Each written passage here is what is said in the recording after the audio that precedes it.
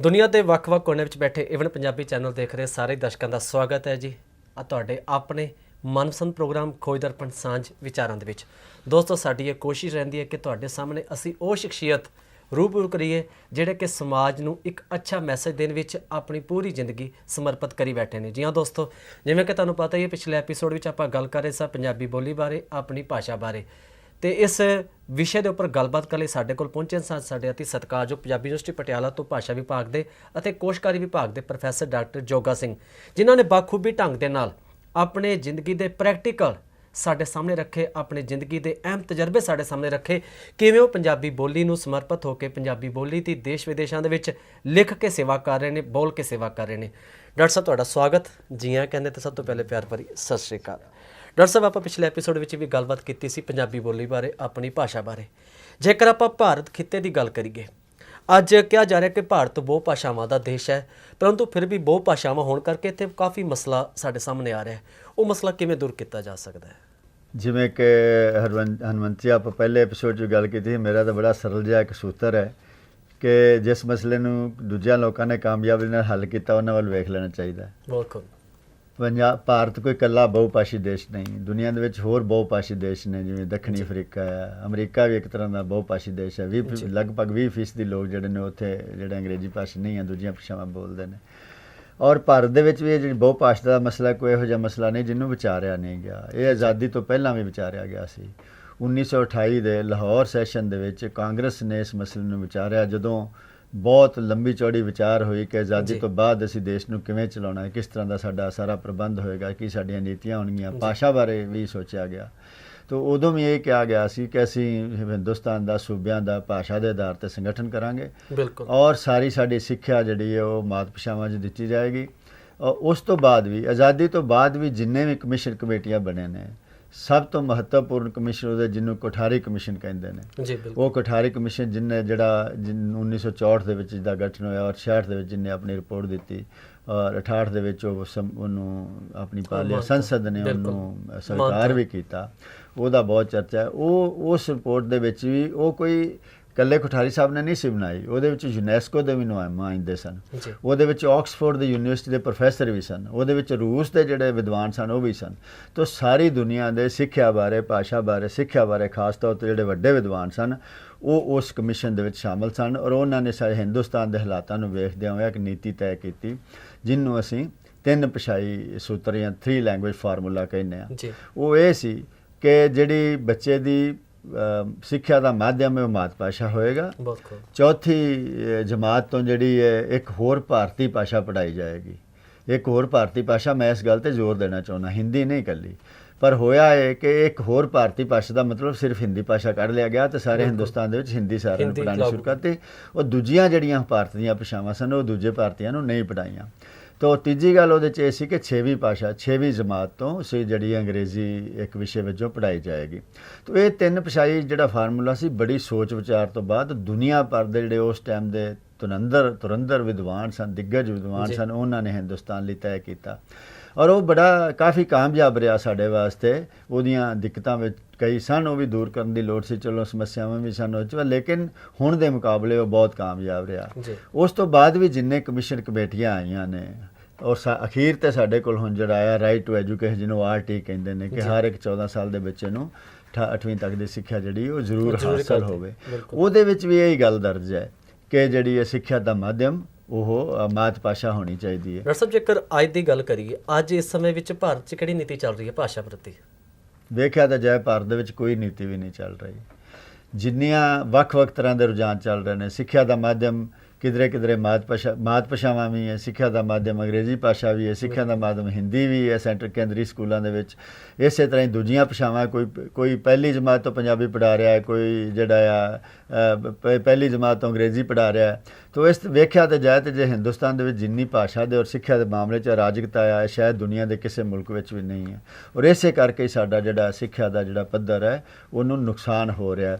ਤੋ ਜਿਹੜੀ ਮੈਂ ਗੱਲ ਕਰ ਰਿਹਾ ਸੀ ਕਿ ਹਿੰਦੁਸਤਾਨ ਦੇ ਜਿਹੜੇ ਸਾਡੇ ਰਾਜਨੇਤਾ ਸਨ, ਸਾਡੇ ਸੁਤੰਤਰਤਾ ਸੰਗਰਾਮੀ ਸਨ, ਸਾਡੇ ਆਗੂ ਸਨ, ਜਿਨ੍ਹਾਂ ਨੇ ਦੇਸ਼ ਦਾ ਨੀਂਹ ਮੁੱਢ ਬੱਧਾ ਆਜ਼ਾਦੀ ਤੋਂ ਬਾਅਦ, ਉਹ ਬਹੁਤ ਲੰਬੀ ਚੌੜੀ ਵਿਚਾਰ ਇਹਦੇ ਉੱਤੇ ਹੋਈ ਔਰ ਉਹ ਸੰਵਿਧਾਨ ਦੇ ਵਿੱਚ ਚੀਜ਼ਾਂ ਦਰਜ ਕੀਤੀਆਂ ਗਈਆਂ। ਮੈਂ ਦੋ ਧਰਾਵਾਂ ਦਾ ਖਾਸ ਤੌਰ ਤੇ ਜ਼ਿਕਰ ਕਰਨਾ ਚਾਹੁੰਦਾ, ਇੱਕ 347 ਔਰ ਇੱਕ 350A।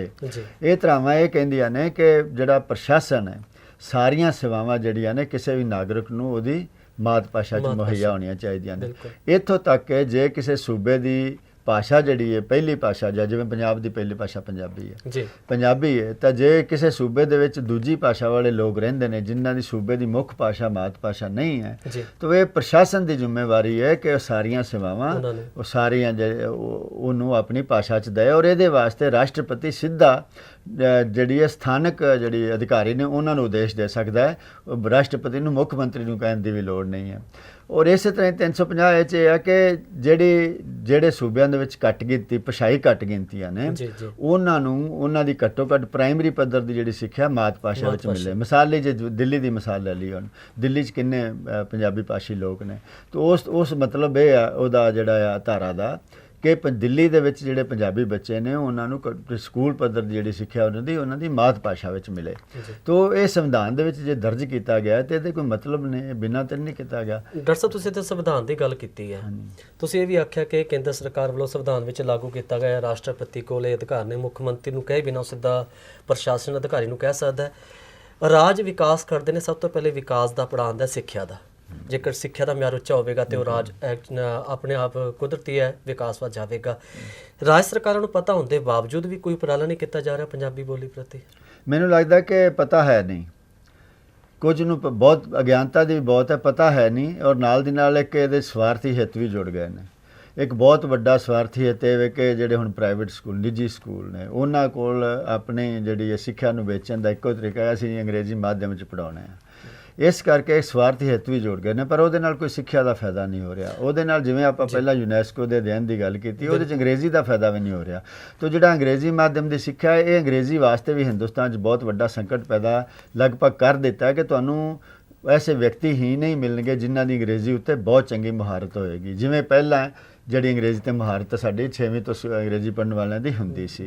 ਤਾਂ ਇਸ ਕਰਕੇ ਮੈਂ ਸਮਝਦਾ ਹਾਂ ਕਿ ਪਤੇ ਦੀ ਘਾਟ ਬਹੁਤ ਹੈ, ਜਾਣਕਾਰੀ। ਡਾਕਟਰ ਸਾਹਿਬ, ਜੇਕਰ ਆਪਾਂ ਪੰਜਾਬ ਦੇ ਖਿੱਤੇ ਦੀ ਗੱਲ ਕਰੀਏ, ਅੱਜ ਲੋਕਾਂ ਵੱਲੋਂ ਕਿਹਾ ਜਾ ਰਿਹਾ ਹੈ, ਕਿਉਂਕਿ ਨੌਜਵਾਨਾਂ ਦੇ ਮੂੰਹ ਤੋਂ ਸੁਣੀਦਾ ਕਿ ਆਉਣ ਵਾਲੇ 50 ਸਾਲਾਂ ਵਿੱਚ ਪੰਜਾਬੀ ਬੋਲੀ ਖਤਮ ਹੋ ਜਾਵੇਗੀ, ਪੰਜਾਬੀ ਬੋਲੀ ਨੂੰ ਬਹੁਤ ਖਤਰਾ ਹੈ। ਤੁਸੀਂ ਤਾਂ ਬਕਾਇਦਾ ਪੰਜਾਬੀ ਭਾਸ਼ਾ ਨਾਲ ਜੁੜੇ ਪਏ ਹੋ, ਦੇਸ਼ ਵਿਦੇਸ਼ਾਂ 'ਚ ਤੁਸੀਂ ਕਾਫੀ ਥਾਂ ਤੇ ਲੈਕਚਰ ਵਗੈਰਾ ਕਰਦੇ ਹੋ ਪੰਜਾਬੀ ਬੋਲੀ ਪ੍ਰਤੀ। ਤੁਹਾਨੂੰ ਕਿਸ ਤਰ੍ਹਾਂ ਰੁਝਾਨ ਲੱਗਦਾ ਹੈ ਕਿ ਪੰਜਾਬੀ ਬੋਲੀ ਨੂੰ ਸੱਚਮੁੱਚ ਖਤਰਾ ਹੈ? ਕਈ ਸਾਲਾਂ ਤੋਂ ਇਹ ਗੱਲ ਤੁਰੀ, ਕਿਸੇ ਨੇ ਬਿਆਨ ਦੇ ਦਿੱਤਾ ਵੀ ਯੂਨੈਸਕੋ ਨੇ ਕਿਹਾ ਕਿ ਹੁਣ ਪੰਜਾਬੀ ਜਿਹੜੀ 50 ਸਾਲਾਂ ਵਿੱਚ ਖਤਮ ਹੋ ਜਾਣ ਵਾਲੀ ਹੈ। ਯੂਨੈਸਕੋ ਨੇ ਇਹੋ ਜਿਹੀ ਕੋਈ ਗੱਲ ਨਹੀਂ ਕਹੀ। ਯੂਨੈਸਕੋ ਨੇ ਸਿਰਫ ਕੁਝ ਸਾਨੂੰ ਦੱਸੇ, ਆਧਾਰ ਦੱਸੇ, ਪੈਰਾਮੀਟਰ ਜਾਂ ਕਾਰਕ ਦੱਸੇ ਕਿ ਜਿਨ੍ਹਾਂ ਕਾਰਕਾਂ ਦੇ ਆਧਾਰ ਦੇ ਉੱਤੇ ਅਸੀਂ ਇਹ ਹਿਸਾਬ ਲਾ ਸਕਦੇ ਹਾਂ ਕਿ ਕਿਸ ਭਾਸ਼ਾ ਦਾ ਭਵਿੱਖ ਕਿੰਨਾ ਕੁ ਚੰਗਾ ਹੋ ਸਕਦਾ ਹੈ। ਜਿਵੇਂ ਉਹਦੇ 'ਚ ਸਿੱਖਿਆ ਦਾ ਮਾਧਿਅਮ ਹੈ, ਉਸ ਭਾਸ਼ਾ ਦੀ ਆਪਣੀ ਲਿਪੀ ਹੈ ਕਿ ਨਹੀਂ, ਉਸ ਭਾਸ਼ਾ ਦੇ ਬੁਲਾਰੇ ਜਿਹੜੇ ਨੇ ਉਹ ਉਹਨੂੰ ਬੋਲ ਕੇ ਜਿਹੜਾ ਆ ਫਖਰ ਮਹਿਸੂਸ ਕਰਦੇ ਨੇ ਕਿ ਨਹੀਂ, ਉਹ ਭਾਸ਼ਾ ਅਗਲੀ ਪੀੜ੍ਹੀ ਤੱਕ ਜਾ ਰਹੀ ਹੈ ਕਿ ਨਹੀਂ ਜਾ ਰਹੀ। ਤਾਂ ਇਸ ਤਰ੍ਹਾਂ ਦੇ 9 ਕਾਰਕ ਉਹ ਯੂਨੈਸਕੋ ਨੇ ਦੱਸੇ। ਤਾਂ ਉਹਦੇ ਆਧਾਰ 'ਤੇ ਜੇ ਵੇਖਿਆ ਜਾਏ ਤਾਂ ਪੰਜਾਬੀ ਅੱਧ ਵਿਚਾਲੇ ਜਿਹੀ ਹੈ। ਕੁਝ ਕਾਰਕ ਨੇ ਉਹਦੇ ਆਧਾਰ 'ਤੇ ਪੰਜਾਬੀ ਹੁਣ ਸਿੱਖਿਆ ਦਾ ਮਾਧਿਅਮ ਵੀ ਹੈ, ਨਹੀਂ ਵੀ ਹੈ। ਪੰਜਾਬੀ ਸਰਕਾਰੀ ਦਫ਼ਤਰਾਂ ਦੇ ਵਿੱਚ ਉਹ ਕੰਮਕਾਜ ਦੇ ਵਰਤੋਂ ਵੀ ਜਾ ਰਹੀ ਹੈ, ਪਰ ਪੂਰੀ ਤਰ੍ਹਾਂ ਨਹੀਂ ਵਰਤੀ ਜਾ ਰਹੀ। ਪੰਜਾਬੀ ਅਗਲੀ ਪੀੜ੍ਹੀ ਤੱਕ ਜਿਹੜੀ ਹੈ ਕੋਈ ਜਾ ਰਹੀ ਹੈ, ਪਰ ਪੂਰੀ ਤਰ੍ਹਾਂ ਨਹੀਂ ਜਾ ਰਹੀ। ਜਿਹੜੇ ਬੱਚੇ ਅੰਗਰੇਜ਼ੀ ਮਾਧਿਅਮ ਸਕੂਲਾਂ 'ਚ ਪੜ੍ਹ ਰਹੇ ਨੇ, ਹੌਲੀ ਹੌਲੀ ਇਹਨਾਂ ਦੀ ਪਹਿਲੀ ਭਾਸ਼ਾ ਵੀ ਅੰਗਰੇਜ਼ੀ ਬਣ ਜਾਏਗੀ, ਕਿਉਂਕਿ ਉਹਨਾਂ ਦਾ ਅੰਗਰੇਜ਼ੀ ਦੀ ਜਾਣਕਾਰੀ ਪੰਜਾਬੀ ਨਾਲੋਂ ਵੱਧ ਜਾਏਗੀ, ਕਿਉਂਕਿ ਉਹ ਅੰਗਰੇਜ਼ੀ ਮਾਧਿਅਮ 'ਚ ਪੜ੍ਹ ਰਹੇ ਨੇ। ਭਾਵੇਂ ਕਿ ਉਹਨਾਂ ਦੀ ਅੰਗਰੇਜ਼ੀ ਦੀ ਜਾਣਕਾਰੀ ਵੀ ਬਹੁਤ ਹੀ ਜ਼ਿਆਦਾ ਨਹੀਂ ਹੋਏਗੀ, ਲੇਕਿਨ ਪੰਜਾਬੀ ਨਾਲੋਂ ਉਹਨਾਂ ਦੀ ਅੰਗਰੇਜ਼ੀ ਦੀ ਸਮਰੱਥਾ ਵੱਧ ਜਾਏਗੀ। ਪਰ ਡਾਕਟਰ ਸਾਹਿਬ, ਅੱਜ ਕੱਲ੍ਹ ਫੋਕਸ ਹੀ ਦੂਜੀਆਂ ਭਾਸ਼ਾਵਾਂ 'ਤੇ ਕੀਤਾ ਜਾ ਰਿਹਾ, ਭਾਵੇਂ ਸਕੂਲ ਲੈ ਲਓ, ਭਾਵੇਂ ਕੋਈ ਅਦਾਰਾ ਲੈ ਲਓ ਜਾਂ ਕੋਈ ਪ੍ਰਸ਼ਾਸਨਿਕ ਵਿਭਾਗ ਲੈ ਲਓ, ਫੋਕਸ ਅੰਗਰੇਜ਼ੀ 'ਤੇ ਕੀਤਾ ਜਾ ਰਿਹਾ, ਪੰਜਾਬੀ ਨੂੰ ਉਸ ਰੂਪ ਦੇ ਵਿੱਚ ਨਹੀਂ ਦੇਖਿਆ ਜਾ ਰਿਹਾ। ਬਿਲਕੁਲ, ਇਹ ਬਹੁਤ ਵੱਡਾ ਖਤਰਾ ਹੈ। ਜਿਵੇਂ ਕਿ ਮੈਂ ਕਹਿ ਰਿਹਾ, ਹੁਣ ਇੱਥੇ ਕੋਈ ਇਹ ਵੀ ਸਵਾਲ ਕਰ ਸਕਦੇ, ਆਪਾਂ ਸੋਚ ਸਕਦੇ ਹਾਂ ਵੀ ਹਜ਼ਾਰਾਂ ਸਾਲ ਪੰਜਾਬੀ ਨਹੀਂ ਮਰੀ। ਪੰਜਾਬੀ ਪਹਿਲਾਂ ਵੀ ਕਦੀ ਸਰਕਾਰ ਦਰਬਾਰ ਦੀ ਭਾਸ਼ਾ ਨਹੀਂ ਸੀ। ਪਹਿਲਾਂ ਫਾਰਸੀ ਰਹੀ ਮੁਗਲਾਂ ਵੇਲੇ, ਉਸ ਤੋਂ ਬਾਅਦ ਅੰਗਰੇਜ਼ਾਂ ਵੇਲੇ ਅੰਗਰੇਜ਼ੀ ਆ ਗਈ, ਤਾਂ ਫਿਰ ਵੀ ਪੰਜਾਬੀ ਮਰੀ ਨਹੀਂ, ਜਿਉਂਦੀ ਜਾਗਦੀ ਰਹੀ। ਪੰਜਾਬੀ ਦੇ ਵਿੱਚ ਐਡਾ ਵੱਡਾ ਸਾਹਿਤ ਰਚਿਆ ਗਿਆ, ਪੰਜਾਬੀ ਐਡੀ ਅਮੀਰ ਭਾਸ਼ਾ ਹੈ ਔਰ ਰਹੀ ਹੈ। ਤਾਂ ਹੁਣ ਕੀ ਖਤਰਾ ਪੰਜਾਬੀ ਨੂੰ ਹੋ ਗਿਆ? ਮੈਂ ਕਹਿੰਦਾ ਕਿ ਇਹ ਹੁਣ ਸਥਿਤੀ ਬਦਲ ਗਈ ਹੈ। ਪਹਿਲਾਂ ਕੋਈ ਬੱਚੇ ਸਕੂਲ ਨਹੀਂ ਸਨ ਜਾਂਦੇ ਜੀ, ਸਾਰੇ ਲੋਕ ਜਿਹੜੇ ਨੇ, ਥੋੜ੍ਹੇ ਜਿਹੇ ਲੋਕ ਸੀ ਜਿਹੜੇ ਸਿੱਖਿਆ ਹਾਸਲ ਕਰਦੇ ਸਨ, ਔਰ ਉਹ ਕਿਸੇ ਦੂਜੀ ਭਾਸ਼ਾ ਦੀ ਵੀ ਸਿੱਖਿਆ ਹਾਸਲ ਕਰ ਲੈਂਦੇ ਸਨ। ਪਰ ਆਮ ਮਾਸ ਪੱਧਰ ਤੇ ਜਨ ਸਮੂਹ ਦੇ ਪੱਧਰ ਤੇ ਸਿੱਖਿਆ ਨਹੀਂ ਸੀ ਹੁੰਦੀ। ਇਸ ਕਰਕੇ ਜੋ ਲੋਕਾਂ ਦੀ ਭਾਸ਼ਾ ਬੋਲਚਾਲ ਦੀ ਭਾਸ਼ਾ ਸੀ ਉਹੀ ਭਾਸ਼ਾ ਬਣੀ ਰਹਿੰਦੀ ਸੀ, ਇੱਕ ਪੀੜ੍ਹੀ ਤੋਂ ਦੂਜੀ ਪੀੜ੍ਹੀ ਤੱਕ ਜਾਈ ਜਾਂਦੀ ਸੀ। ਔਰ ਪੰਜਾਬ ਦੇ ਵਿੱਚ ਤਾਂ ਪੰਜਾਬੀ ਪੜ੍ਹਾਈ ਬਹੁਤ ਜਾਂਦੀ ਸੀ। ਪੰਜਾਬ ਦੇ ਵਿੱਚ ਤਾਂ ਸਾਖਰਤਾ ਅੱਜ ਅੰਗਰੇਜ਼ਾਂ ਦੇ ਆਉਣ ਤੋਂ ਪਹਿਲਾਂ ਜਿਹੜੀ ਸਾਖਰਤਾ ਹੈ ਹੁਣ ਨਾਲੋਂ ਵੀ ਵੱਧ ਸੀ। ਹਰ ਇੱਕ ਜਿਹੜਾ ਬੱਚਾ ਜਿਹੜਾ ਹੈ ਆਪਣੀ ਗੁਰਮੁਖੀ ਪੜ੍ਹ ਲੈਂਦਾ ਸੀ, ਕਿਉਂਕਿ ਗੁਰਦੁਆਰਿਆਂ ਦੇ ਵਿੱਚ ਹਰ ਇੱਕ ਬੱਚੇ ਨੂੰ ਗੁਰਮੁਖੀ ਪੜ੍ਹਾਈ ਜਾਂਦੀ ਸੀ ਜਾਂ ਘਰਾਂ 'ਚ ਪੜ੍ਹਾਈ ਜਾਂਦੀ ਸੀ। ਤੋ ਇਹ ਸਥਿਤੀ ਬਹੁਤ ਬਦਲ ਗਈ ਹੈ। ਜੇ ਅਸੀਂ ਇਹ ਸੋਚੀਏ ਪਹਿਲਾਂ ਨਹੀਂ ਮਰੀ ਪੰਜਾਬੀ, ਕੋਈ ਖਤਰਾ ਹੈ, ਤੇ ਹੁਣ ਕੀ ਨਵਾਂ ਖਤਰਾ ਪੈਦਾ ਹੋ ਗਿਆ। ਹੁਣ ਖਤਰਾ ਇਹ ਪੈਦਾ ਹੋ ਗਿਆ ਕਿ ਹੁਣ ਹਰ ਇੱਕ ਬੱਚਾ ਸਕੂਲ ਜਾ ਰਿਹਾ ਹੈ। ਤੋ ਜੋ ਬੱਚੇ ਦੀ ਸਕੂਲ ਦੀ ਭਾਸ਼ਾ ਹੈ, ਮਾਧਿਅਮ ਹੈ ਜੋ ਉਹਦੀ ਸਿੱਖਿਆ ਦਾ, ਉਹ ਹੀ ਉਸ ਬੱਚੇ ਦੀ ਦੇਰ ਸਵੇਰ ਭਾਸ਼ਾ ਬਣ ਜਾਣ ਵਾਲੀ ਹੈ। ਤੋ ਜੇ ਅਸੀਂ, ਕਿਉਂਕਿ ਸਾਰੇ ਬੱਚੇ ਸਕੂਲ ਜਾ ਰਹੇ ਨੇ, ਜੇ ਉਹ ਬੱਚੇ ਜਿਹੜੇ ਨੇ ਉਹਨਾਂ ਦਾ ਮਾਧਿਅਮ ਜਿਹੜਾ ਮਾਤ ਭਾਸ਼ਾ ਨਹੀਂ ਹੋਏਗੀ ਤਾਂ ਹੌਲੀ ਹੌਲੀ ਉਹਨਾਂ ਬੱਚਿਆਂ ਦੀ ਜਿਹੜੀ ਹੈ ਉਹ ਭਾਸ਼ਾ ਮਾਤ ਭਾਸ਼ਾ ਰਹੇਗੀ ਨਹੀਂ। ਉਹ ਦੂਜੀ ਭਾਸ਼ਾ ਉਹਨਾਂ ਦੀ ਜਦੋਂ ਹੋਰ ਅਗਲੀ ਪੀੜ੍ਹੀ ਜਾਏਗੀ ਤਾਂ ਜਿਹੜੀ ਉਹਨਾਂ ਦੀ ਸਕੂਲ ਦੀ ਭਾਸ਼ਾ ਹੋਈ ਉਹਨਾਂ ਦੀ ਮਾਤ ਭਾਸ਼ਾ ਬਣ ਜਾਏਗੀ। ਡਾਕਟਰ ਸਾਹਿਬ ਤੁਸੀਂ ਬੜੇ ਸੋਹਣੇ ਢੰਗ ਨਾਲ ਉਹ ਗੁਰਦੁਆਰਿਆਂ ਦੀ ਗੱਲ ਕੀਤੀ ਜਿੱਥੋਂ ਕੋਈ ਤਾਲੀਮ ਗ੍ਰਹਿਣ ਕੀਤੀ ਜਾ ਰਹੀ ਸੀ, ਗੁਰਮੁਖੀ ਦੀ ਗੱਲ। ਅੱਜ ਦੇ ਯੁੱਗ ਵਿੱਚ ਧਰਮ ਸਥਾਨਾਂ ਦਾ ਕੀ ਰੋਲ ਹੈ ਬੋਲੀ ਪ੍ਰਤੀ, ਇਹਦੇ ਬਾਰੇ ਵੀ ਆਪਾਂ ਗੱਲ ਕਰਾਂਗੇ, ਪਰੰਤੂ ਇੱਕ ਛੋਟੀ ਬ੍ਰੇਕ ਲੈਣੀ ਪਵੇਗੀ। ਸੋ ਦੋਸਤੋ ਜਾਣਾ ਕਿਤੇ ਨਹੀਂ, ਮਿਲਦੇ ਆਪਾਂ ਛੋਟੀ ਜਿਹੀ ਬ੍ਰੇਕ ਤੋਂ ਬਾਅਦ। ਜੁੜੇ ਰਹੋ ਤੁਸੀਂ ਆਪਣੇ ਪ੍ਰੋਗਰਾਮ ਖੋਜ ਦਰਪਣ ਸਾਂਝ ਵਿਚਾਰਾਂ ਦੇ ਨਾਲ। ਮੈਂ ਆਪਣੇ ਇਹ ਮੋਢਿਆਂ ਤੇ ਗੋਡਿਆਂ ਤੋਂ ਬਹੁਤ ਦੁਖੀ ਸੀ। ਮੇਰੇ ਲਈ ਤਾਂ ਤੁਰਨਾ ਫਿਰਨਾ ਵੀ ਇੰਨਾ ਔਖਾ ਹੋਇਆ ਸੀ, ਮੈਂ ਦੱਸ ਵੀ ਨਹੀਂ ਸਕਦਾ।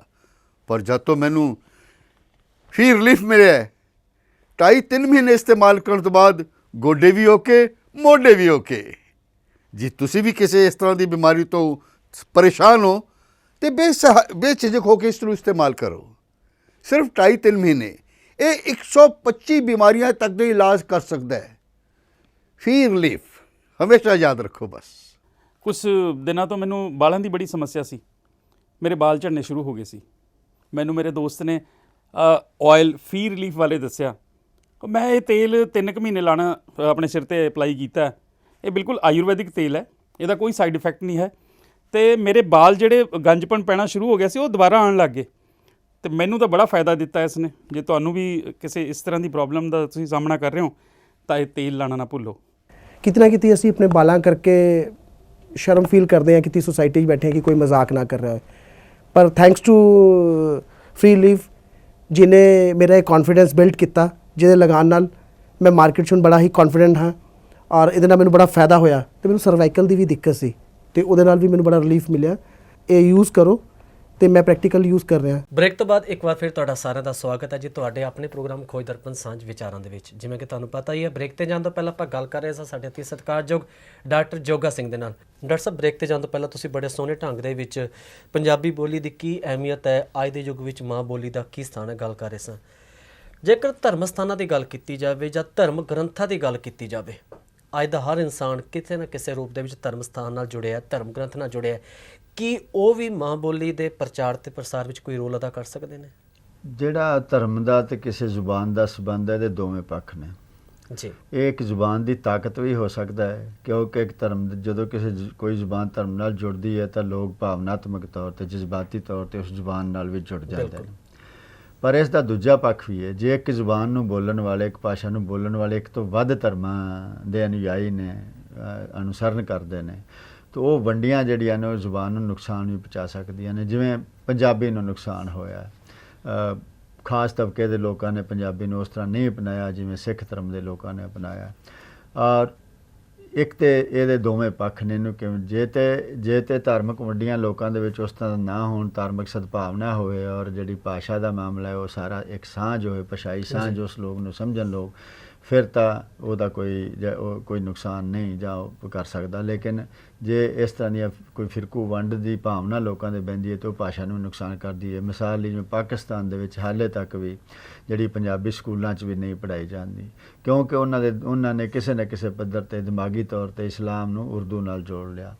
ਔਰ ਉਹਨਾਂ ਇਹ ਸਮਝਿਆ ਕਿ ਸਾਡੀ ਜਿਹੜੀ ਉਰਦੂ ਜਿਹੜੀ ਇਸਲਾਮ ਦੀ ਭਾਸ਼ਾ, ਪਰ ਉਹਦੇ 'ਚ ਉਹਨਾਂ ਦਾ ਬਹੁਤ ਨੁਕਸਾਨ ਹੋ ਰਿਹਾ, ਉਹਨਾਂ ਦੀ ਸਿੱਖਿਆ ਦਾ ਨੁਕਸਾਨ ਹੋ ਰਿਹਾ, ਪੰਜਾਬੀ ਭਾਸ਼ਾ ਦਾ ਨੁਕਸਾਨ ਹੋ ਰਿਹਾ। ਤੋ ਇਸ ਕਰਕੇ ਬੜਾ ਸੰਵੇਦਨਸ਼ੀਲ ਜਿਹਾ ਨਾਜ਼ੁਕ ਜਿਹਾ ਮਾਮਲਾ, ਜਿਹਦੇ ਬਾਰੇ ਕੋਈ ਇੱਕ ਤਰ੍ਹਾਂ ਦਾ ਫੈਸਲਾ ਦੇਣਾ ਠੀਕ ਨਹੀਂ ਲੱਗਦਾ। ਤੋ ਇਹ ਤਾਂ ਇੱਕ ਸਥਿਤੀ ਦੇ ਵਿੱਚ ਵੀ ਕਿਵੇਂ ਹੋ ਰਿਹਾ ਉਹਦੇ ਤੇ ਆਧਾਰ 'ਤੇ ਕੁਝ ਕਿਹਾ ਜਾ ਸਕਦਾ ਹੈ।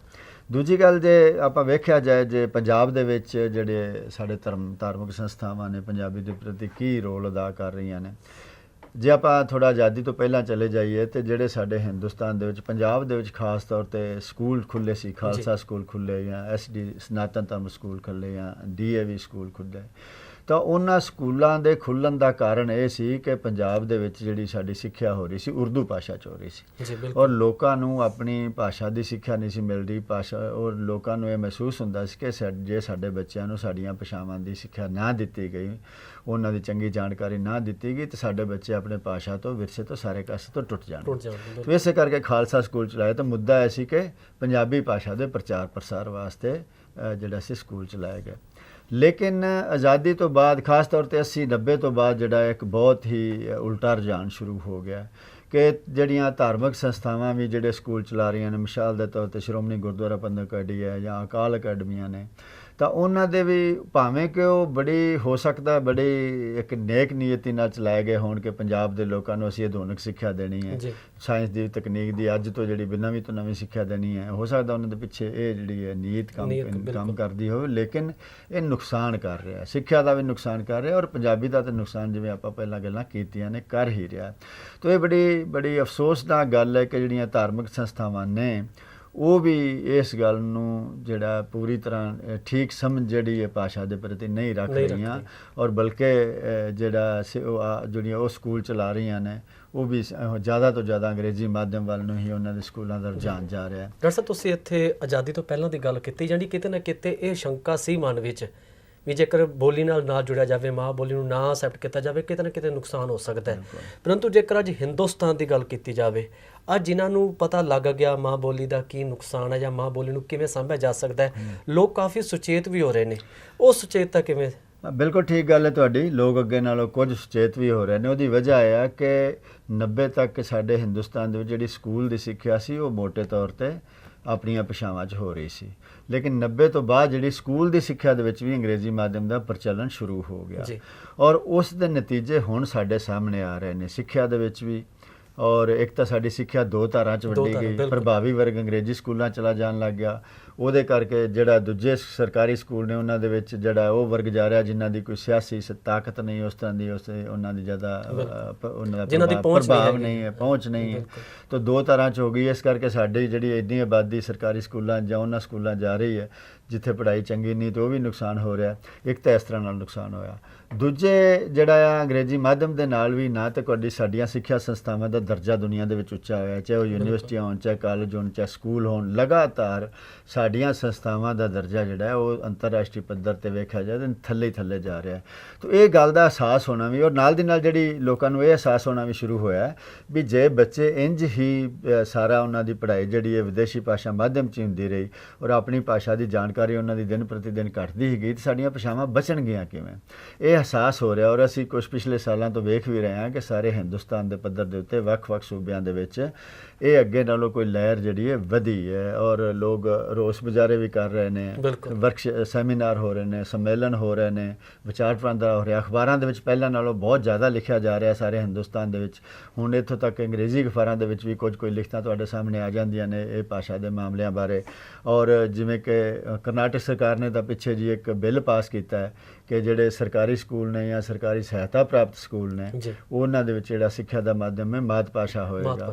ਤਾਂ ਇਸੇ ਤਰ੍ਹਾਂ ਹੀ ਅੱਜ ਹੀ ਮੈਂ ਅਖਬਾਰਾਂ ਦੇ ਵਿੱਚ ਖਬਰ ਪੜ੍ਹੀ ਕਿ ਉੜੀਸਾ ਦੇ ਵਿੱਚ ਕਾਫੀ ਵੱਡੀ ਪੱਧਰ ਦੇ ਉੱਤੇ ਜਿਹੜਾ ਆ ਇੱਕ ਲਹਿਰ ਚੱਲੀ ਹੋਈ ਹੈ ਕਿ ਜਿਹੜੀ ਸਾਡੀ ਸਿੱਖਿਆ ਉਹ ਮਾਤ ਭਾਸ਼ਾ ਮਾਧਿਅਮ 'ਚ ਹੋਵੇ, ਸਾਰਾ ਕੰਮਕਾਜ ਮਾਤ ਭਾਸ਼ਾ ਮਾਧਿਅਮ 'ਚ ਹੋਵੇ। ਪੰਜਾਬ ਦੇ ਵਿੱਚ ਵੀ ਜਿਵੇਂ 2008 ਦਾ ਜਿਹੜਾ ਭਾਸ਼ਾ ਐਕਟ ਬਣਿਆ ਉਸ ਤੋਂ ਬਾਅਦ ਦਫ਼ਤਰਾਂ ਦੇ ਵਿੱਚ ਪੰਜਾਬੀ ਦਾ ਪ੍ਰਚਲਨ ਕਾਫੀ ਵਧਿਆ ਔਰ ਚਰਚਾ ਹੁੰਦੀ ਰਹਿੰਦੀ ਹੈ, ਭਾਵੇਂ ਕਿ ਆਦਰਸ਼ ਸਥਿਤੀ ਨਹੀਂ ਹੈ ਲੇਕਿਨ ਫਿਰ ਵੀ ਕਿਤੇ ਨਾ ਕਿਤੇ ਉਹ ਸੁਚੇਤਤਾ ਹੈ। ਔਰ ਮੀਡੀਆ ਦੇ ਵਿੱਚ ਪੰਜਾਬੀ ਦਾ ਪ੍ਰਚਲਨ ਆਪਾਂ ਪਹਿਲਾਂ ਗੱਲ ਕੀਤੀ ਹੈ ਕਿ ਪਹਿਲਾਂ ਨਾਲੋਂ ਬਹੁਤ ਵੱਧ ਗਿਆ। ਸਾਡੇ ਚੈਨਲ ਪੰਜਾਬੀ ਦੇ ਬਹੁਤ ਹੋ ਗਏ ਨੇ, ਅਖਬਾਰਾਂ ਪੰਜਾਬੀ ਦੀਆਂ ਬਹੁਤ ਹੋ ਗਈਆਂ ਨੇ, ਮੈਗਜ਼ੀਨਾਂ, ਔਰ ਸਭ ਤੋਂ ਵੱਡੀ ਗੱਲ ਕਿ ਜਿਹੜਾ ਡਿਜੀਟਲ ਮੀਡੀਆ ਇਹਦੇ ਉੱਤੇ ਇਹਨੇ ਸਥਾਨਕ ਭਾਸ਼ਾਵਾਂ ਨੂੰ ਬਹੁਤ ਵੱਡੀ ਇੱਕ ਥਾਂ ਦਿੱਤੀ ਹੈ। ਜਿਨ੍ਹਾਂ ਭਾਸ਼ਾਵਾਂ ਦੀ ਅਖਬਾਰਾਂ ਤੱਕ, ਚੈਨਲਾਂ ਤੱਕ ਜਾਂ ਪਹੁੰਚ ਨਹੀਂ ਸੀ, ਉਹਨਾਂ ਨੂੰ ਇੱਕ ਥਾਂ ਮਿਲ ਗਈ ਹੈ ਜਿਹੜੇ ਲੋਕ ਆਪਸ ਦੇ ਵਿੱਚ ਆਪਣੀ ਭਾਸ਼ਾ ਦੇ ਵਿੱਚ ਗੱਲ ਕਰ ਸਕਦੇ। ਮਿਸਾਲ ਲਈ ਹੁਣ ਭੋਜਪੁਰੀ ਹੈ, ਭੋਜਪੁਰੀ ਕਿਸੇ ਸੂਬੇ ਦੇ ਵਿੱਚ ਸਰਕਾਰੀ ਭਾਸ਼ਾ ਨਹੀਂ ਹੈ, ਲੇਕਿਨ ਭੋਜਪੁਰੀ ਦਾ ਸਾਹਿਤ, ਭੋਜਪੁਰੀ ਦੇ ਗੀਤ, ਭੋਜਪੁਰੀ ਦੀਆਂ ਕਹਾਣੀਆਂ, ਉਹ ਸਾਡੇ ਸਾਹਮਣੇ ਸਾਰੀ ਭੋਜਪੁਰੀ ਭਾਸ਼ਾ ਦੇ ਲੇਖ ਸਾਡੇ ਸਾਹਮਣੇ ਤੋਂ ਇੱਕ ਤਰ੍ਹਾਂ ਦੀ ਬਹੁਤ ਵੱਡੀ ਥਾਂ ਮਿਲੀ ਹੈ। ਔਰ ਥੋੜ੍ਹਾ ਜਿਹੜਾ ਮੈਂ ਹਿੰਦੁਸਤਾਨ ਦੇ ਵਿੱਚ ਵਿਚਰਦਾ ਵੀ ਰਹਿਣਾ। ਪਿਛਲੇ ਸਾਲ ਮੈਂ ਕਰਨਾਟਕ 'ਚ ਗਿਆ, ਕੇਰਲ 'ਚ ਗਿਆ, ਔਰ ਮੇਰਾ ਰਾਬਤਾ ਵੀ ਉਹਨਾਂ ਲੋਕਾਂ ਦੇ ਨਾਲ ਕਾਫੀ ਹੁੰਦਾ ਆ ਜਿਹੜੇ ਇਹ ਭਾਸ਼ਾ ਦੇ ਮਾਮਲਿਆਂ ਬਾਰੇ ਸੁਚੇਤ ਨੇ, ਔਰ ਮੈਨੂੰ ਇੰਝ ਲੱਗਦਾ ਕਿ ਪਹਿਲਾਂ ਨਾਲੋਂ ਕੁਝ ਉਤਸ਼ਾਹਜਨਕ ਸੰਕੇਤ ਮਿਲ ਰਹੇ ਨੇ, ਲੋਕ ਸਾਹਮਣੇ ਆ ਰਹੇ ਨੇ ਔਰ ਇਹ ਗੱਲ ਸਾਹਮਣੇ ਲਿਆ ਰਹੇ ਨੇ। ਪਿੱਛੇ ਸਰਕਾਰੀ ਧਿਰਾਂ ਨੇ ਵੀ ਬਿਆਨ ਦਿੱਤੇ ਨੇ ਕਿ ਸਾਡੀ ਪੜ੍ਹਾਈ ਜਿਹੜੀ ਹੈ, ਕੇਂਦਰ ਸਰਕਾਰ ਦੀ ਧਿਰ ਨੇ ਵੀ ਬਿਆਨ ਦਿੱਤਾ ਹੈ ਕਿ ਸਾਡੀ ਪੜ੍ਹਾਈ ਜਿਹੜੀ ਹੈ ਉਹ ਮਾਤ ਭਾਸ਼ਾਵਾਂ 'ਚ ਹੋਣੀ ਚਾਹੀਦੀ ਹੈ। ਔਰ ਇੱਕ ਜੇ ਮੈਂ ਆਪਣਾ ਜ਼ਿਕਰ ਵੀ ਕਰ ਲਵਾਂ, ਮੈਂ ਇੱਕ ਜਿਹੜੀ ਛੋਟੀ ਜਿਹੀ ਕਿਤਾਬ 'ਚ ਲਿਖਿਆ ਭਾਸ਼ਾ ਨੀਤੀ ਬਾਰੇ ਅੰਤਰਰਾਸ਼ਟਰੀ ਕੋਸ਼ ਮਾਤ ਭਾਸ਼ਾ ਖੋਲ੍ਹਦੀ ਹੈ ਸਿੱਖਿਆ, ਗਿਆਨ ਅਤੇ ਅੰਗਰੇਜ਼ੀ ਸਿੱਖਣ ਦੇ ਦਰਵਾਜ਼ੇ। ਉਹ ਹਿੰਦੁਸਤਾਨ ਦੀਆਂ 11 ਭਾਸ਼ਾਵਾਂ 'ਚੋਂ ਅਨੁਵਾਦ ਹੋ ਚੁੱਕੀ ਹੈ। ਉਹਦੇ ਵਿੱਚ ਜਿਹੜੀਆਂ ਆਪਾਂ ਸਾਰੀਆਂ ਗੱਲਾਂ ਕੀਤੀਆਂ ਨੇ, ਮੈਂ ਹੋਰ ਵਿਸਤਾਰ ਦੇ ਵਿੱਚ ਦੁਨੀਆ ਭਰ ਦੀ ਖੋਜ, ਦੁਨੀਆ ਦਾ ਜਿਹੜਾ ਹੈ ਸਿੱਖਿਆ ਦੇ ਵਿੱਚ ਕਿਹੜੇ ਦੇਸ਼ ਅੱਗੇ ਨੇ, ਵਪਾਰ 'ਚ ਕਿਹੜੇ ਦੇਸ਼ ਅੱਗੇ ਨੇ, ਵਿਦੇਸ਼ੀ ਭਾਸ਼ਾ ਸਿੱਖਣ ਦਾ ਠੀਕ ਢੰਗ ਕੀ ਹੈ, ਦੂਜੇ ਦੇਸ਼ ਕਿਵੇਂ ਭਾਸ਼ਾਵਾਂ ਪੜ੍ਹਾ ਰਹੇ ਨੇ, ਤੇ ਇਹ ਸਾਰੀਆਂ ਗੱਲਾਂ ਮੈਂ ਸਿਆਣਿਆਂ ਦੀਆਂ ਗੱਲਾਂ ਲੋਕਾਂ ਨਾਲ ਸਾਂਝੀਆਂ ਕੀਤੀਆਂ ਨੇ, ਤੇ ਉਹ 11 ਭਾਸ਼ਾਵਾਂ 'ਚੋਂ ਛਪ ਗਈ ਹੈ। ਔਰ ਉਹਦੇ ਨਾਲ ਵੀ ਜਿਹੜਾ ਪੜ੍ਹ ਕੇ ਲੋਕਾਂ ਨੂੰ ਥੋੜ੍ਹਾ ਇਹਨਾਂ ਗੱਲਾਂ ਦਾ ਪਤਾ ਲੱਗ ਰਿਹਾ। ਤੁਸੀਂ ਬੜੇ ਸੋਹਣੇ ਢੰਗ ਦੇ ਵਿੱਚ ਮਾਂ ਬੋਲੀ ਬਾਰੇ, ਭਾਸ਼ਾ ਬਾਰੇ ਬੜੇ ਸੋਹਣੇ ਵਿਚਾਰ ਸਾਡੇ ਦਰਸ਼ਕਾਂ ਸਾਹਮਣੇ ਰੱਖੇ ਨੇ, ਪਰੰਤੂ ਫਿਰ ਵੀ ਮੈਂ ਜਾਂਦੇ ਜਾਂਦੇ ਆਪ ਜੀ ਨੂੰ ਬੇਨਤੀ ਕਰਾਂਗਾ, ਕੋਈ ਇਹੋ ਜਿਹੀ ਨੀਤੀ ਘੜੀ ਜਾਵੇ ਜਾਂ ਨੀਤੀ ਹੈ ਜਿਸ ਨਾਲ ਸਾਡੀਆਂ ਮਾਂ ਬੋਲੀ ਪ੍ਰਫੁੱਲਤ ਹੋ ਸਕੇ ਜਾਂ ਸਾਡੀਆਂ ਸਾਰੀਆਂ ਲੋੜਾਂ ਮਾਂ ਬੋਲੀ ਵਿੱਚ ਹੀ ਪੂਰੀਆਂ ਹੋ ਸਕਣ। ਮੈਂ ਆਪਣੀ ਗੱਲ ਫਿਰ ਉੱਥੇ ਹੀ ਮੁਕਾਉਣਾ ਚਾਹਾਂਗਾ ਜਿੱਥੋਂ ਸ਼ੁਰੂ ਕੀਤੀ ਸੀ, ਕਿ ਜਿਹੜੇ ਲੋਕ ਕਾਮਯਾਬੀ ਨਾਲ ਕੰਮ ਕਰ ਰਹੇ ਨੇ ਉਹਨਾਂ ਵੱਲ ਵੇਖੀਏ ਕਿ ਉਹਨਾਂ ਇਹ ਮਸਲੇ ਨੂੰ ਕਿਵੇਂ ਹੱਲ ਕੀਤਾ ਹੈ। ਸਾਰੀ ਦੁਨੀਆ ਦੇ ਵਿੱਚ ਵਿਦੇਸ਼ੀ ਭਾਸ਼ਾਵਾਂ ਵੀ ਪੜ੍ਹਾਈਆਂ ਜਾ ਰਹੀਆਂ ਨੇ, ਸਿੱਖਿਆ ਵੀ ਦਿੱਤੀ ਜਾ ਰਹੀ ਹੈ। ਤੋ ਜੋ ਨੀਤੀ ਜਿਹੜੀ ਹੈ ਕਾਮਯਾਬ ਨੀਤੀ, ਉਹ ਹੀ ਸਾਨੂੰ ਅਪਣਾ ਲੈਣੀ ਚਾਹੀਦੀ ਹੈ। ਕਾਮਯਾਬ ਨੀਤੀ ਕੀ ਹੈ? ਕਾਮਯਾਬ ਨੀਤੀ ਇਹ ਆ, ਇਹ ਵੇਖ ਕੇ ਜਿਹੜੀ ਕਿ ਸਾਰੀ ਦੁਨੀਆ ਦੇ ਵਿੱਚ ਕਾਮਯਾਬ ਮੁਲਕ ਜਿਹੜੇ ਨੇ, ਚਾਹੇ ਯੂਰਪ ਹੈ, ਚਾਹੇ ਅਮਰੀਕਾ ਹੈ, ਚਾਹੇ ਇੰਗਲੈਂਡ ਹੈ, ਕਾਮਯਾਬ ਨੀਤੀ ਹੈ ਕਿ ਸਿੱਖਿਆ ਮਾਤ ਭਾਸ਼ਾ 'ਚ ਹੋਵੇ। ਲੇਕਿਨ ਅੱਜ ਦੇ ਯੁੱਗ ਵਿੱਚ ਕਿਉਂਕਿ ਵਿਦੇਸ਼ੀ ਭਾਸ਼ਾਵਾਂ ਦੀ ਵੀ ਬਹੁਤ ਲੋੜ ਹੈ, ਇਸ ਕਰਕੇ ਉਹਨਾਂ ਨੂੰ ਸਿੱਖਣਾ ਬਹੁਤ ਜ਼ਰੂਰੀ ਹੈ। ਲੇਕਿਨ ਕੁਝ ਵੀ ਥੋਪਿਆ ਨਹੀਂ ਜਾਣਾ ਚਾਹੀਦਾ। ਜੀ, ਥੋਪੀ ਜਾਏ ਤਾਂ ਇੱਕ ਬਾਤ ਭਾਸ਼ਾ ਹੀ ਥੋਪੀ ਜਾਏ, ਉਹ ਤਾਂ ਲੋੜ, ਥੋਪਣਾ ਕਹਿ ਲਓ ਜਾਂ ਉਹ ਤਾਂ ਲੋੜ ਹੀ, ਉਹਦੇ ਬਗੈਰ ਤਾਂ ਗੁਜ਼ਾਰਾ ਹੀ ਨਹੀਂ ਇੰਨਾ। ਤਾਂ ਦੂਜੀਆਂ ਭਾਸ਼ਾਵਾਂ ਦੀ ਸਹੂਲੀਅਤ ਹੋਵੇ, ਸਕੂਲ ਪੱਧਰ 'ਤੇ ਸਹੂਲੀਅਤ ਹੋਵੇ। ਜੇ ਆਪਾਂ ਹਿੰਦੁਸਤਾਨ 'ਚ ਬੈਠੇ ਹਾਂ ਤਾਂ ਹਿੰਦੁਸਤਾਨ ਦੇ ਸਕੂਲਾਂ ਦੇ ਵਿੱਚ ਜਿਹੜੀ ਹੈ ਸਕੂਲ ਪੱਧਰ 'ਤੇ ਵੀ ਇਹ ਸਹੂਲੀਅਤ 11ਵੀਂ 12ਵੀਂ ਦੇ ਵਿਦਿਆਰਥੀਆਂ ਨੂੰ ਹੋਣੀ ਚਾਹੀਦੀ ਹੈ ਕਿ ਉਹ ਜਰਮਨ ਵੀ ਸਿੱਖ ਸਕਣ, ਉਹ ਚੀਨੀ ਵੀ ਸਿੱਖ ਸਕਣ, ਉਹ ਯਾਨੀ ਕਿ ਸਾਰੀਆਂ ਵਿਦੇਸ਼ੀ ਭਾਸ਼ਾਵਾਂ ਨੂੰ ਸਿੱਖਣ ਦੀ ਸਹੂਲੀਅਤ ਹੋਵੇ। ਮਾਤ ਭਾਸ਼ਾ ਪੜ੍ਹਾਈ ਹੋਵੇ, ਸਿੱਖਣ ਜ਼ਰੂਰ ਬੱਚੇ, ਲੇਕਿਨ ਉਹ ਥੋਪਿਆ ਨਾ ਜਾਏ। ਜਦੋਂ ਲੋਕਾਂ ਨੂੰ ਲੋੜ ਹੋਏਗੀ, ਮੰਨ ਲਓ ਜੇ ਕਿਸੇ ਨੇ ਜਰਮਨੀ ਜਾਣਾ ਹੈ ਤੇ ਜਰਮਨ ਭਾਸ਼ਾ ਸਿੱਖਣ ਦੀ ਉਹਨੂੰ ਲੋੜ ਹੈ ਤੇ ਆਪੇ ਹੀ ਸਿੱਖੇਗਾ। ਇਸ ਕਰਕੇ ਸਾਰੀਆਂ ਭਾਸ਼ਾਵਾਂ, ਔਰ ਇੱਕ ਸਿਰਫ ਅੰਗਰੇਜ਼ੀ ਨਾ ਆਪਾਂ ਵਿਦੇਸ਼ੀ ਭਾਸ਼ਾ ਪੜ੍ਹੀਏ। ਖਾਸ ਤੌਰ 'ਤੇ ਚੀਨੀ ਭਾਸ਼ਾ ਸਾਡੇ ਲਈ ਬਹੁਤ ਜ਼ਰੂਰੀ ਹੈ। ਚੀਨ ਇਸ ਟਾਈਮ ਸਾਡਾ ਸਭ ਤੋਂ ਵੱਡਾ ਵਪਾਰਕ ਭਾਈਵਾਲ ਹੈ, ਔਰ ਇਸ ਕਰਕੇ ਜੇ ਅਸੀਂ ਚੀਨੀ ਜਾਣਦੇ ਹੋਈਏ ਤਾਂ ਅਸੀਂ ਚੀਨ ਨਾਲ ਹੋਰ ਵਪਾਰ ਕਾਮਯਾਬੀ ਨਾਲ ਕਰ ਲਾਂਗੇ। ਅਸੀਂ ਆਪਣਾ ਸਮਾਨ ਬਿਹਤਰ ਚੀਨ ਦੇ ਛੋਟੇ ਇਲਾਕਿਆਂ 'ਚ ਜਾ ਕੇ, ਕਸਬਿਆਂ 'ਚ ਜਾ ਕੇ ਅਸੀਂ ਵੇਚ ਸਕਾਂਗੇ। ਤੋ ਇਸ ਕਰਕੇ ਨੀਤੀ ਇਹ ਹੋਣੀ ਚਾਹੀਦੀ ਹੈ ਕਿ ਮਾਤ ਭਾਸ਼ਾ ਰਾਹੀਂ ਸਿੱਖਿਆ ਹਰ ਪੱਧਰ 'ਤੇ, ਲੇਕਿਨ ਦੂਜੀਆਂ ਭਾਸ਼ਾਵਾਂ ਦੇ ਪੜ੍ਹਾਉਣ ਦੀ ਸਹੂਲੀਅਤ ਉਹ ਵੀ ਜਿਹੜੀ ਹਿੰਦੁਸਤਾਨ ਦੀਆਂ ਭਾਸ਼ਾਵਾਂ, ਜਿਵੇਂ ਆਪਾਂ ਪਹਿਲਾਂ ਕੀਤਾ ਅਸੀਂ ਚੌਥੀ ਜਮਾਤ ਤੋਂ ਕੋਈ ਭਾਸ਼ਾਵਾਂ ਹੋਣ ਦੀ ਸਹੂਲੀਅਤ ਹੋਵੇ ਇੱਕ ਸਕੂਲ ਦੇ ਵਿੱਚ। ਹੁਣ ਪੰਜਾਬ ਦੇ ਸਕੂਲਾਂ ਦੇ ਵਿੱਚ ਸਾਨੂੰ ਰਾਜਸਥਾਨੀ ਦੀ ਸਹੂਲੀਅਤ ਵੀ ਹੋਣੀ ਚਾਹੀਦੀ ਹੈ, ਸਾਨੂੰ ਹਿਮਾਚਲ ਦੀਆਂ ਭਾਸ਼ਾਵਾਂ ਦੀ ਸਹੂਲਤ ਹੋਣੀ ਚਾਹੀਦੀ ਹੈ। ਸਾਡਾ ਵਪਾਰ ਜ਼ਿਆਦਾ ਮਤਲਬ ਪੰਜਾਬ ਦਾ ਜਿਹੜਾ ਹੱਦ ਹੈ ਉਹ ਰਾਜਸਥਾਨ ਮਿਲਦੀ ਹੈ, ਹਰਿਆਣਾ ਨਾਲ ਮਿਲਦੀ ਹੈ, ਹਿਮਾਚਲ ਨਾਲ ਮਿਲਦੀ ਹੈ। ਤਾਂ ਸਾਨੂੰ ਉਹਨਾਂ ਦੀਆਂ ਭਾਸ਼ਾਵਾਂ ਸਿੱਖਣ ਦੀ ਲੋੜ ਹੈ, ਔਰ ਉਹਨਾਂ ਨੂੰ ਸਾਡੀ ਪੰਜਾਬੀ ਜਿਹੜੀ ਸਿੱਖਣ ਦੀ ਲੋੜ ਹੈ, ਤਾਂ ਕਿ ਉਹ ਪੰਜਾਬ ਨਾਲ ਆਦਾਨ ਪ੍ਰਦਾਨ। ਮੈਨੂੰ ਜੇ ਕੋਈ ਪੁੱਛੇ ਤੇ ਹਰ ਇੱਕ ਸੂਬੇ ਨੂੰ ਉਹਦੇ ਨਾਲ ਗੁਆਂਢ ਲੱਗਦੇ ਜਿਹੜੇ ਸੂਬੇ ਨੇ ਉਹਨਾਂ ਦੀਆਂ ਭਾਸ਼ਾਵਾਂ ਸਕੂਲ ਦੇ ਵਿੱਚ ਪੜ੍ਹਾਉਣ ਦੀ ਵਿਵਸਥਾ ਹੋਣੀ ਚਾਹੀਦੀ ਹੈ। ਔਰ ਉਹ ਇਹ ਵੀ ਹੋ ਸਕਦਾ ਕਿ ਇੱਕ ਸਾਲ ਤੁਸੀਂ ਇੱਕ ਭਾਸ਼ਾ ਪੜ੍ਹੋ, ਦੂਜੇ ਸਾਲ ਦੂਜੀ ਭਾਸ਼ਾ। ਯੂਰਪ 'ਚ ਇੰਝ ਹੀ ਹੋ ਰਿਹਾ। ਯੂਰਪ ਦੇ ਵਿੱਚ ਜਦੋਂ ਬੱਚਾ 10 ਸਾਲ ਦਾ ਹੋ ਜਾਂਦਾ ਹੈ ਤਾਂ ਉਸ ਤੋਂ ਬਾਅਦ ਉਹ ਹਰ ਸਾਲ ਉਹ ਇੱਕ ਭਾਸ਼ਾ ਪੜ੍ਹ ਸਕਦਾ ਹੈ। ਔਰ ਉੱਥੇ ਸਕੂਲਾਂ ਦੇ ਵਿੱਚ ਬਹੁਤ ਭਾਸ਼ਾਵਾਂ ਦੀਆਂ ਜਿਹੜੀ ਸਹੂਲਤਾਂ ਮਿਲਦੀਆਂ ਨੇ ਪੜ੍ਹਨ ਦੀਆਂ। ਤਾਂ ਸਾਨੂੰ ਵੀ ਇੰਝ ਹੀ ਕਰਨਾ ਚਾਹੀਦਾ ਜਿਵੇਂ ਕਾਮਯਾਬ ਦੇਸ਼ ਕਰ ਰਹੇ ਨੇ। ਔਰ ਜੋ ਮਾਹਰ ਜਿਹਨੂੰ ਠੀਕ ਕਹਿੰਦੇ ਨੇ, ਜੋ ਵਿਹਾਰ ਦੇ ਵਿੱਚ, ਜੋ ਤਜਰਬੇ ਦੇ ਵਿੱਚ ਪਤਿਆਇਆ ਜਾ ਚੁੱਕਾ ਹੈ, ਔਰ ਜਿਹੜਾ ਸੀ ਜਿਹਦੇ ਨਤੀਜੇ ਸਾਹਮਣੇ ਨੇ, ਤਾਂ ਉਹੀ ਵਿਹਾਰ ਸਾਨੂੰ ਕਰਨਾ ਚਾਹੀਦਾ ਕਿ ਸਿੱਖਿਆ ਹਰ ਪੱਧਰ 'ਤੇ ਮਾਤ ਭਾਸ਼ਾ ਵਿੱਚ, ਲੇਕਿਨ ਦੂਜੀਆਂ ਭਾਸ਼ਾਵਾਂ ਲੋੜ ਮੁਤਾਬਕ ਬੱਚਾ ਸਿੱਖੇ, ਲੇਕਿਨ ਉਹ ਸਹੂਲੀਅਤਾਂ ਜਿਹੜੀਆਂ ਨੇ ਸਕੂਲ ਪੱਧਰ 'ਤੇ ਹੀ ਹੋਣ, ਕਾਲਜਾਂ 'ਚ ਵੀ ਹੋਣ। ਔਰ ਜ਼ਰੂਰੀ ਨਹੀਂ ਕਿ ਤੁਸੀਂ ਪੜ੍ਹਾਈ ਸਿੱਖਿਆ ਜਿਹੜੀ ਭਾਸ਼ਾ ਦੀ ਸਿੱਖਿਆ ਲਈ ਕਿਸੇ ਦੂਜੀ ਭਾਸ਼ਾ ਨੂੰ ਹੈ ਤਾਂ ਤੁਸੀਂ ਇੱਕ ਸਬਜੈਕਟ ਵਜੋਂ ਨਾਲ ਪੜ੍ਹਾਉਣਾ ਜ਼ਰੂਰੀ ਹੈ। ਜੇ ਕੋਈ ਮੰਨ ਲਓ ਜਰਮਨ ਸਿੱਖਣਾ ਚਾਹੁੰਦਾ ਤੇ 10 ਜਮਾਤਾਂ ਪੂਰੀਆਂ ਕਰਕੇ ਜਾਂ 12 ਜਮਾਤਾਂ ਪੂਰੀਆਂ ਕਰਕੇ ਇੱਕ ਸਾਲ ਉਹ ਜਰਮਨ ਸਿੱਖ ਸਕਦਾ ਹੈ। ਬਿਲਕੁਲ। ਹੁਣ ਜਰਮਨ 'ਚ ਜੇ ਤੁਸੀਂ ਪੜ੍ਹਨ ਜਾਣਾ ਹੋਵੇ, ਪੜ੍ਹਾਈ ਕਰਨ, ਮੰਨ ਲਓ ਡਾਕਟਰੀ ਦੀ ਪੜ੍ਹਾਈ ਕਰਨ ਜਾਣਾ ਹੈ, ਤਾਂ ਉਹ ਤੁਹਾਨੂੰ 1 ਸਾਲ ਦਾ ਜਰਮਨ ਦਾ ਕੋਰਸ ਹੁੰਦਾ, ਉਹ ਕਰਨਾ ਜ਼ਰੂਰੀ ਹੈ। ਯਾਨੀ ਕਿ 1 ਸਾਲ ਦੇ ਵਿੱਚ ਤੁਸੀਂ ਇੰਨੀ ਜਰਮਨ ਸਿੱਖ ਜਾਂਦੇ ਹੋ ਕਿ ਤੁਸੀਂ ਜਰਮਨੀ 'ਚ ਜਾ ਕੇ ਡਾਕਟਰੀ ਦੀ ਪੜ੍ਹਾਈ ਵੀ ਕਰ ਸਕਦੇ ਹੋ।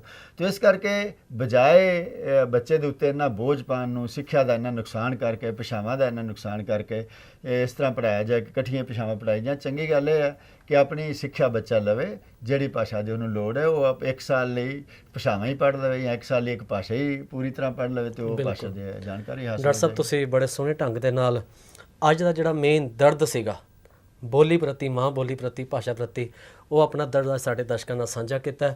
ਸੋ ਦੋਸਤੋ, ਸਾਨੂੰ ਤੋਂ ਆਗਿਆ, ਸਾਨੂੰ ਵੀ ਇਹ ਸਬਕ ਸਿੱਖਣਾ ਚਾਹੀਦਾ ਹੈ। ਅਸੀਂ ਆਪਣੇ ਬੱਚਿਆਂ ਨੂੰ ਆਉਣ ਵਾਲੀ ਪਨੀਰੀ ਨੂੰ ਆਪਣੀ ਬੋਲੀ ਦੀ ਵੱਧ ਤੋਂ ਵੱਧ ਤਾਲੀਮ ਗ੍ਰਹਿਣ ਕਰਾਈਏ, ਪਰੰਤੂ ਜਿਹੜੀਆਂ ਦੂਜੀਆਂ ਭਾਸ਼ਾਵਾਂ ਨੇ ਇਹਨਾਂ ਨੂੰ ਵੀ ਅਸੀਂ ਜ਼ਰੂਰ ਗ੍ਰਹਿਣ ਕਰੀਏ, ਪਰੰਤੂ ਮਾਂ ਬੋਲੀ ਸਭ ਤੋਂ ਪਿਆਰੀ ਤੇ ਸਭ ਤੋਂ ਪਵਿੱਤਰ ਬੋਲੀ ਵਿੱਚ ਅਸੀਂ ਤਰੱਕੀ ਕਰ ਸਕਦੇ ਹਾਂ, ਅਸੀਂ ਵਿਕਾਸ ਕਰ ਸਕਦੇ ਹਾਂ, ਇੱਕ ਅੱਛਾ ਸਮਾਜ ਸਿਰ ਸਕਦੇ ਹਾਂ। ਡਾਕਟਰ ਸਾਹਿਬ ਤੁਹਾਡਾ ਬਹੁਤ ਬਹੁਤ ਧੰਨਵਾਦ ਜੀ। ਸਭ ਦਰਸ਼ਕਾਂ ਨੂੰ ਸਤਿ ਸ੍ਰੀ ਅਕਾਲ। ਸੋ ਦੋਸਤੋ, ਹੁਣ ਸਾਨੂੰ ਤੋਂ ਆਗਿਆ, ਆਉਣ ਵਾਲੇ ਦਿਨਾਂ ਦੇ ਵਿੱਚ ਇਹੋ ਜਿਹੀਆਂ ਹੋਰ ਸ਼ਖਸੀਅਤਾਂ, ਹੋਰ ਅਹਿਮ ਵਿਸ਼ੇ ਤੁਹਾਡੇ ਰੂਬਰੂ ਕਰਾਂਗੇ। ਤਦ ਤੱਕ ਲਈ ਤੁਹਾਡਾ ਸਾਰਿਆਂ ਦਾ ਬਹੁਤ ਬਹੁਤ ਧੰਨਵਾਦ। ਡਾਕਟਰ ਸਾਹਿਬ ਤੁਹਾਡਾ ਵੀ ਬਹੁਤ ਬਹੁਤ ਧੰਨਵਾਦ ਜੀ। ਸਤਿ ਸ੍ਰੀ ਅਕਾਲ। ਮੈਂ ਆਪਣੇ ਇਹ ਮੋਢਿਆਂ ਤੇ ਗੋਡਿਆਂ ਤੋਂ ਬਹੁਤ ਦੁਖੀ ਸੀ। ਮੇਰੇ ਲਈ ਤਾਂ ਤੁਰਨਾ ਫਿਰਨਾ ਵੀ ਇੰਨਾ ਔਖਾ ਹੋਇਆ ਸੀ, ਮੈਂ ਦੱਸ ਵੀ ਨਹੀਂ ਸਕਦਾ। ਪਰ ਜਦ ਤੋਂ ਮੈਨੂੰ ਫੀ ਰਿਲੀਫ ਮਿਲਿਆ 2.5-3 ਮਹੀਨੇ ਇਸਤੇਮਾਲ ਕਰਨ ਤੋਂ ਬਾਅਦ ਗੋਡੇ ਵੀ ਓਕੇ, ਮੋਢੇ ਵੀ ਓਕੇ। ਜੇ ਤੁਸੀਂ ਵੀ ਕਿਸੇ ਇਸ ਤਰ੍ਹਾਂ ਦੀ ਬਿਮਾਰੀ ਤੋਂ ਪਰੇਸ਼ਾਨ ਹੋ ਤੇ ਬੇਝਿਜਕ ਹੋ ਕੇ ਇਸ ਨੂੰ ਇਸਤੇਮਾਲ ਕਰੋ। ਸਿਰਫ 2.5-3 ਮਹੀਨੇ ਇਹ 125 ਬਿਮਾਰੀਆਂ ਤੱਕ ਦਾ ਇਲਾਜ ਕਰ ਸਕਦਾ ਹੈ। ਫੀ ਰਿਲੀਫ ਹਮੇਸ਼ਾ ਯਾਦ ਰੱਖੋ। ਬਸ ਕੁਝ ਦਿਨਾਂ ਤੋਂ ਮੈਨੂੰ ਵਾਲਾਂ ਦੀ ਬੜੀ ਸਮੱਸਿਆ ਸੀ। ਮੇਰੇ ਵਾਲ ਝੜਨੇ ਸ਼ੁਰੂ ਹੋ ਗਏ ਸੀ। ਮੈਨੂੰ ਮੇਰੇ ਦੋਸਤ ਨੇ ਆਇਲ ਫੀ ਰਿਲੀਫ ਵਾਲੇ ਦੱਸਿਆ। ਮੈਂ ਇਹ ਤੇਲ 3 ਕੁ ਮਹੀਨੇ ਲਾਣਾ ਆਪਣੇ ਸਿਰ ਤੇ ਅਪਲਾਈ ਕੀਤਾ। ਇਹ ਬਿਲਕੁਲ ਆਯੁਰਵੈਦਿਕ ਤੇਲ ਹੈ, ਇਹਦਾ ਕੋਈ ਸਾਈਡ ਇਫੈਕਟ ਨਹੀਂ ਹੈ। ਤੇ ਮੇਰੇ ਵਾਲ ਜਿਹੜੇ ਗੰਜਪਣ ਪੈਣਾ ਸ਼ੁਰੂ ਹੋ ਗਿਆ ਸੀ ਉਹ ਦੁਬਾਰਾ ਆਉਣ ਲੱਗ ਗਏ। ਤੇ ਮੈਨੂੰ ਤਾਂ ਬੜਾ ਫਾਇਦਾ ਦਿੱਤਾ ਇਸ ਨੇ। ਜੇ ਤੁਹਾਨੂੰ ਵੀ ਕਿਸੇ ਇਸ ਤਰ੍ਹਾਂ ਦੀ ਪ੍ਰੋਬਲਮ ਦਾ ਤੁਸੀਂ ਸਾਹਮਣਾ ਕਰ ਰਹੇ ਹੋ ਤਾਂ ਇਹ ਤੇਲ ਲਾਣਾ ਨਾ ਭੁੱਲੋ।